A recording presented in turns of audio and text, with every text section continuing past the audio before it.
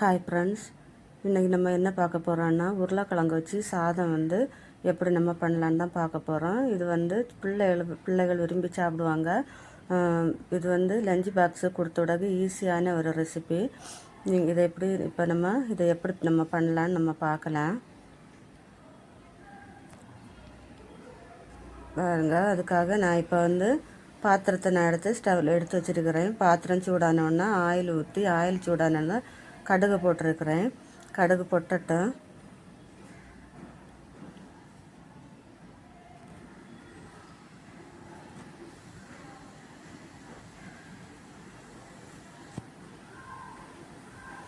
கடுகு பொட்டினதுக்கப்புறமா ஒரு 3 காஞ்ச மிளகாய் போட்டுக்கோங்க.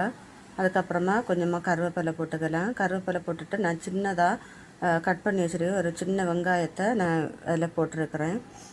போட்டு நம்ம இப்போ நல்லா வதக்கி கொடுக்கலாம்.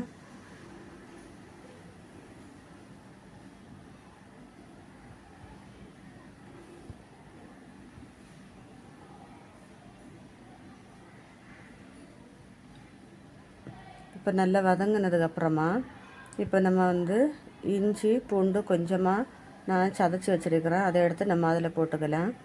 அதையும் போட்டு அதை இலக்கி கொடுக்கலாம். இஞ்சி பச்சை வாசனை போகிறது வரைக்கும் இலக்கி கொடுத்துக்கோங்க.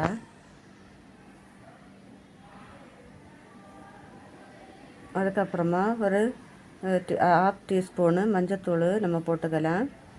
அதுக்கப்புறமா நம்ம காரத்துக்கு தேவை மிளகுத்தூள் போட்டுக்கோங்க. அதுக்கப்புறமா கொஞ்சமாக பிரியாணி மசாலா போட்டுக்கோங்க. போட்டு எல்லாத்தையும் நம்ம இந்த மாதிரி இலக்கி கொடுக்கலாம்.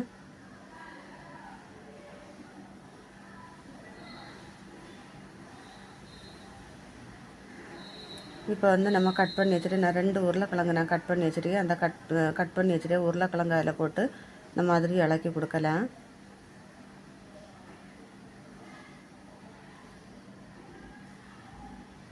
இப்போ நமக்கு தேவையான அளவு உப்பு நம்ம போட்டுக்கலாம்.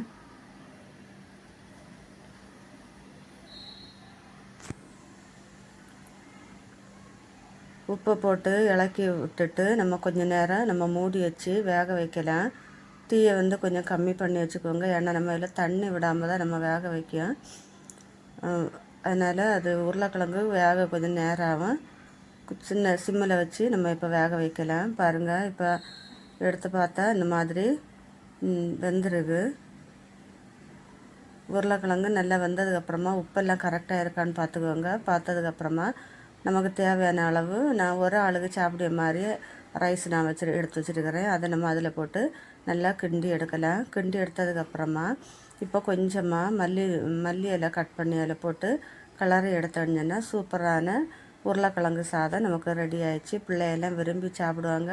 நீங்களும் இதை ட்ரை பண்ணி பாருங்கள். இந்த வீடியோ பிடிச்சா ஒரு லைக் பண்ணுங்கள், ஷேர் பண்ணுங்கள், சப்ஸ்கிரைப் பண்ணுங்கள்.